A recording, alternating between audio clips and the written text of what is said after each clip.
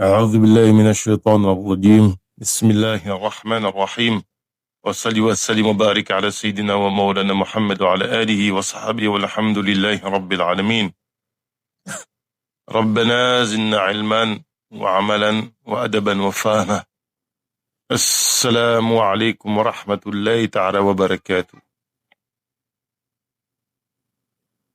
Alhamdulillah, on continue la lecture de l'ouvrage Al-Mouridiyya du Cheikh Mohammed Murtada.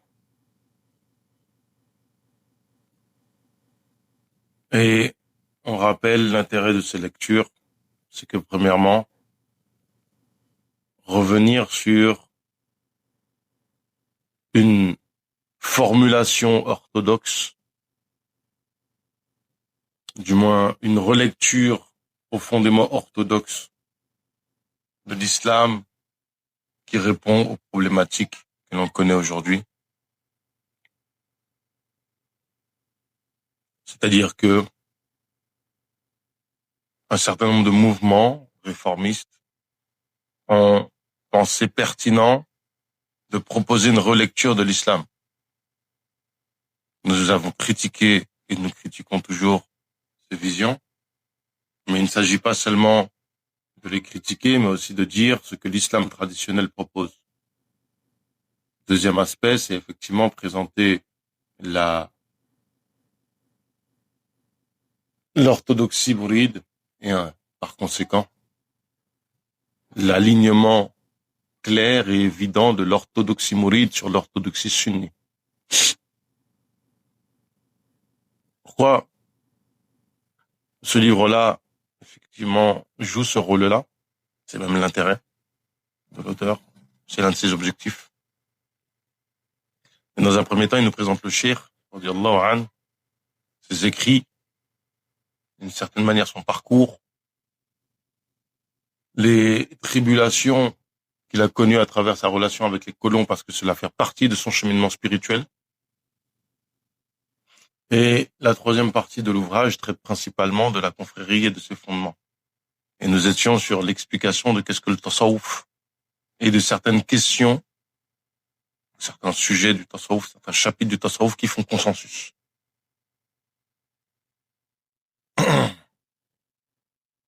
Ainsi, on a terminé la patience et on aborde le shukr. Qu'est-ce que le shukr? Le shukr, qui est de rendre grâce à Allah par le fait de pratiquer des ibadah, et pour rendre grâce à Allah par le culte que les soufis pratiquent. Cheikh al-Khadim radiyallahu anhu nous incite à rendre grâce à Allah pour les bienfaits qu'il nous a accordés nuit et jour et dit: Kun shakiran bi ni'amil jalili fashkur babu zaidi wal ma'mouli.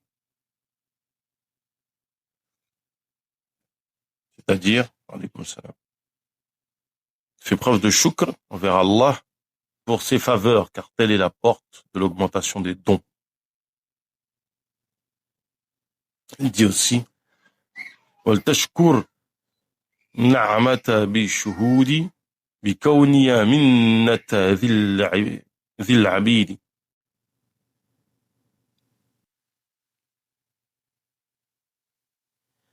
Donc, fait preuve de shukr. J'ai sauté une page.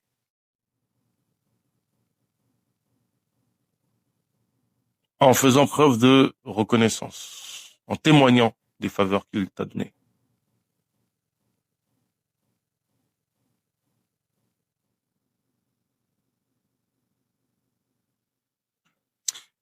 ولازم شكور عند النعم لوجه من ما زال خيرا منعم. Pareil, mais ici c'est lazim. Donc, attachez-vous au shukr de manière constante quand les faveurs vous sont déversées pour la face d'Allah Ta'ala, qui ne cesse de donner. Et donc, on va définir maintenant le shukr, comme un cheikh, radiallahu anhu, le définit.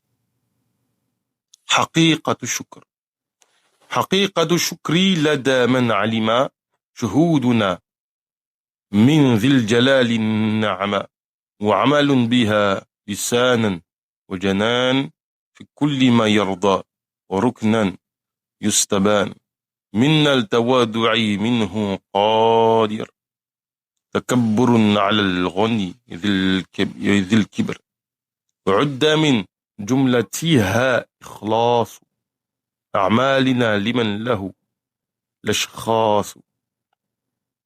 Donc, qu'est-ce que la réalité du shukr? D'après celui qui est instruit. Ici, on est dans Masal Guljinan. Le shir nous dit que la réalité du shukr, en fait, c'est de témoigner des bienfaits que tu as reçus d'Allah Ta'ala.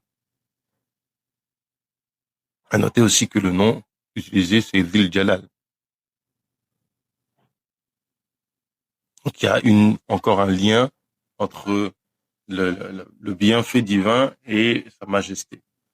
Souvent, on attribue les bienfaits et tout ce qui est agréable à l'humain sous l'angle du Jamal.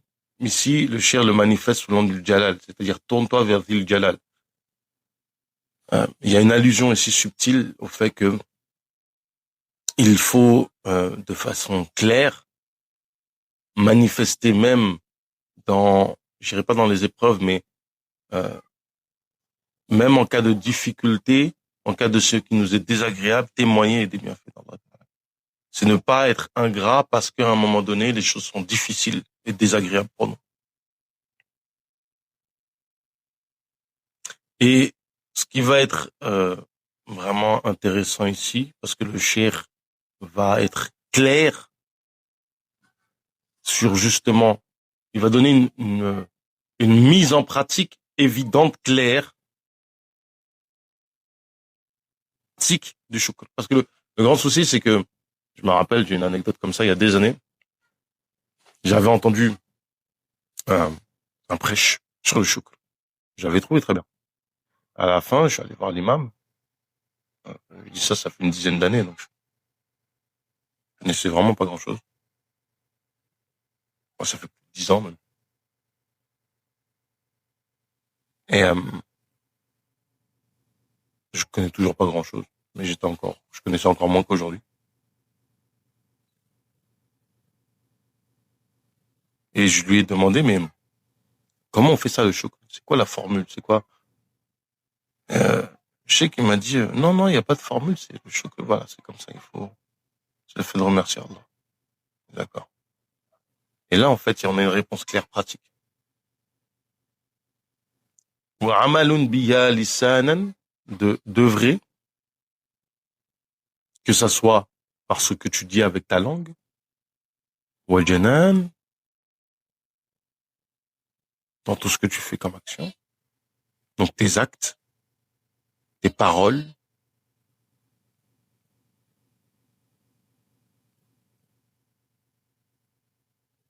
avec ce qui t'a été donné, dans toute chose qui est agréée d'Allah Ta'ala. Pour être clair, tout ce que tu reçois dans cette dunya, tu dois l'utiliser dans le khair, dans ce qui est conforme à la sharia, dans ce qui est agréé par Allah Ta'ala.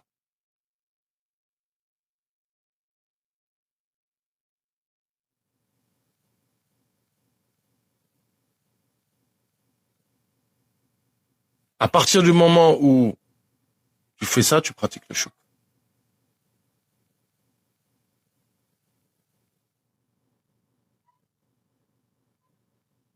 Parmi ceux qui relèvent de cela, le fait d'être humble devant sa qudra, sa puissance,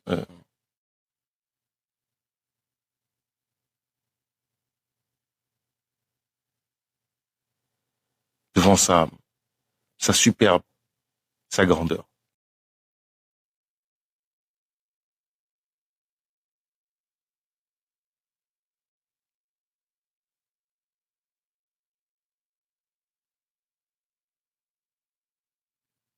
Chose étonnante. Le fait de s'humilier devant la grandeur d'Allah Ta'ala, petit paradoxe, il y a le fait que devant celui qui est riche, qui a été doté de biens par Allah Ta'ala, et qui sont, comment dire, le mot français m'échappe, mais qui s'enorgueillit de le rabaisser avec toi les petits bienfaits que tu as reçus d'Allah Ta'ala.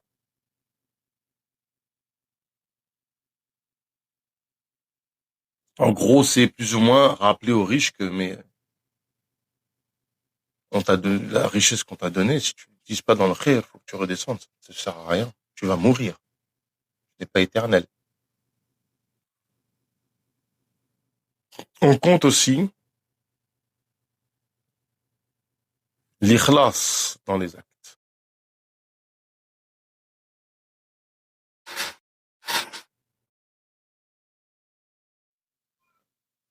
Donc en fait, tout ça, ce qui a été dit, le choukr de manière pratique, c'est tout ce que tu vas utiliser pour manifester.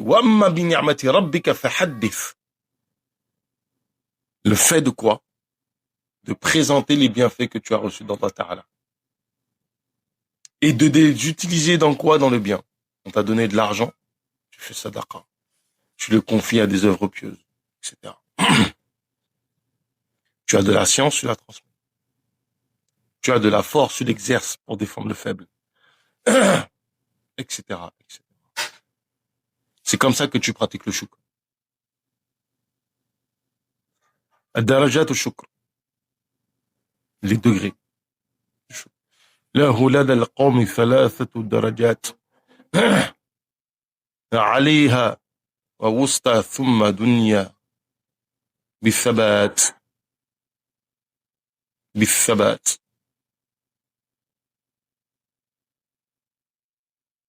عليها أن تعبده إجلالا وسطاه أن تعبده امتثالا دنياه أن تعبدوا حب الثواب كجنة النعيم أو دفع العقاب. Les degrés du shukr sont de 3. Al-Ulya, élevé, Al-Wusta, intermédiaire, Thumma Dunya, le plus bas.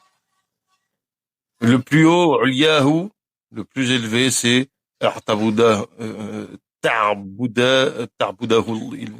Ta'budahu ijlal, le fait d'adorer Allah Ta'ala, le fait il y a cette idée de majesté, d'évoquer sa grandeur. Ta ibada, c'est pour manifester la grandeur d'Allah Ta'ala. Honorer le roi.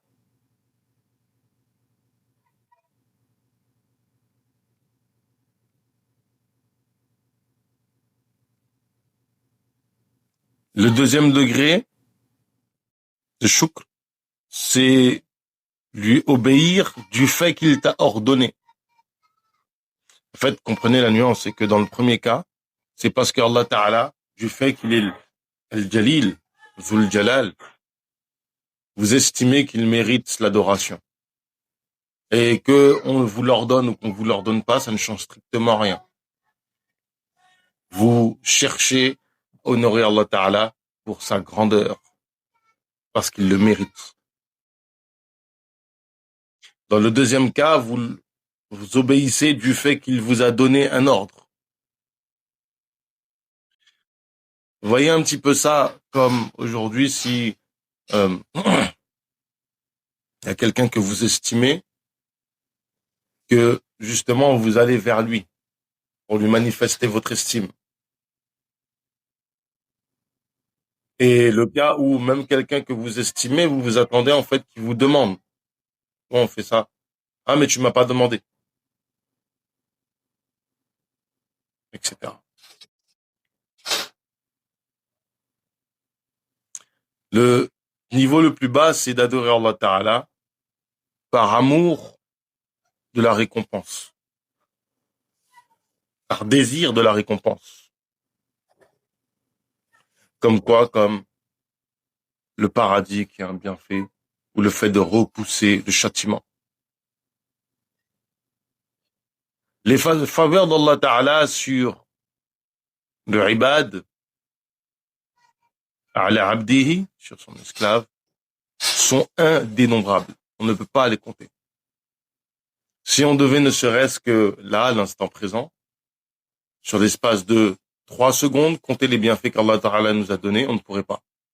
Parce que il y a le sang qui coule dans nos veines, il y a le poumon, il y a l'air qui circule dans nos poumons, il y a l'air, cet air que l'on respire, il y a le fait que le cœur est en train de battre.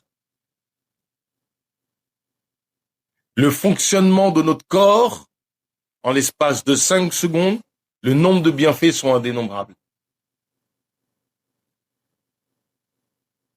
Parmi les plus grands, on peut citer la vie. Le fait qu'on soit vivant, ce que je viens de dire. Le fait d'être en bonne santé. Les gens qui sont malades sont conscients de ce bienfait. Le fait que notre mental aille bien. En ce moment, on voit beaucoup de cas de personnes qui ne supportent pas un certain rythme de vie. Le fait d'avoir une subsistance. Et suivi comme subsistance le fait de respirer. Votre subsistance, c'est tout ce qu'Allah Ta'ala vous donne comme plaisir mondain, comme choses qui sont subtiles en matière de plaisir spirituel. Vous savez, pour que vous soyez dans un cercle vertueux de shukr, il faut que vous soyez conscient, par exemple, Allah Ta'ala vous a permis de faire du zikr. Et donc vous remerciez Allah Ta'ala de vous avoir permis de faire du zikr, d'avoir fait de vous le réceptacle de cette adoration.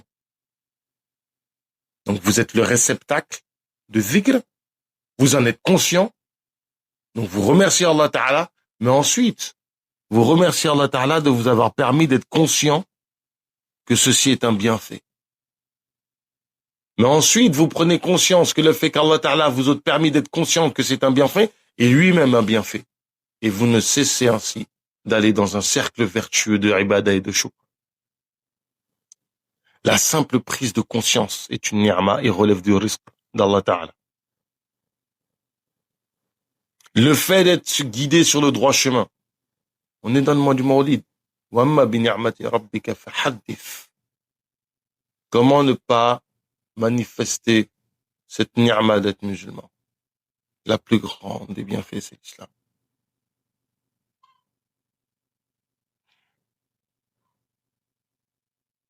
Et vers les bonnes actions, ce qu'on vient de dire, ce cercle vertueux. Remercier Allah Ta'ala d'être musulman. Remercier Allah Ta'ala de nous faire prendre conscience que c'est une ni'ma d'être musulman. Remercier Allah Ta'ala d'avoir pris conscience que c'est une ni'ma d'être musulman, et ainsi de suite, et ne cesser constamment d'être dans ce cercle vertueux de remerciement, d'honorer Allah Ta'ala, de gratitude. Prendre conscience qu'Allah Ta'ala, la gratitude dont on fait preuve vis-à-vis de lui, est un risque. Et prendre conscience que le fait d'avoir pris conscience que c'est une ni'ma, que c'est un risque, est soi-même une ni'ma. Et ainsi de suite. C'est ça la différence entre nous et les awliya qui vivent dans ces ahwal, dans ces états-là. On en compte aussi le fait d'honorer l'homme et de le préférer à la plupart de ses créatures et de soumettre ces dernières au pouvoir de l'homme. C'est une ni'ma qu'on a reçue. Donc il faut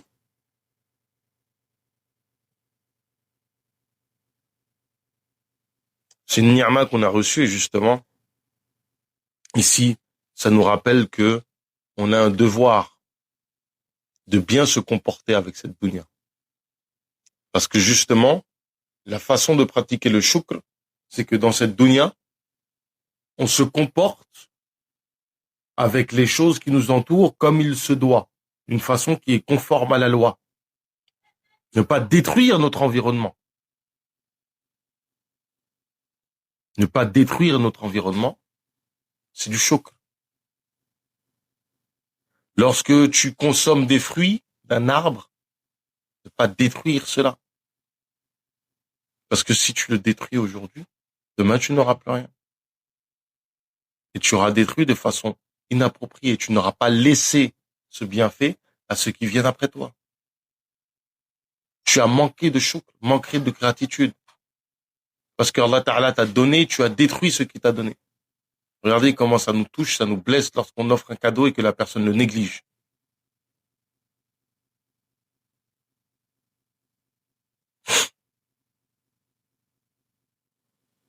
Il y a encore d'autres choses qu'on ne peut dénombrer, qui méritent qu'on rende constamment grâce à Allah, qu'on fasse preuve de gratitude. La meilleure façon de rendre grâce à Allah est d'affirmer sa divinité et son unicité. La première chose. L'ifrad.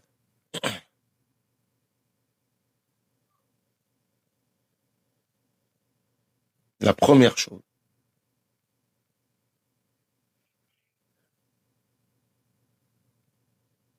Al-Iqrar, le fait de reconnaître lahu bil-uluhiyya, qu'il seul lui mérite l'adoration. Wa ifrad ibada lahu, le fait de consacrer uniquement l'adoration à Allah. Alhamdulillah, on va arrêter là. Et demain, on aura un plus gros sous-chapitre, la question de Tawbah. ربنا زدنا علما وعملا وأدبا وفهما وهب لنا كرم في التلاوة خيرا كثيرا والحلاوة والصل والسلم وبارك على سيدنا ومولانا محمد وعلى آله وصحبه والحمد لله رب العالمين.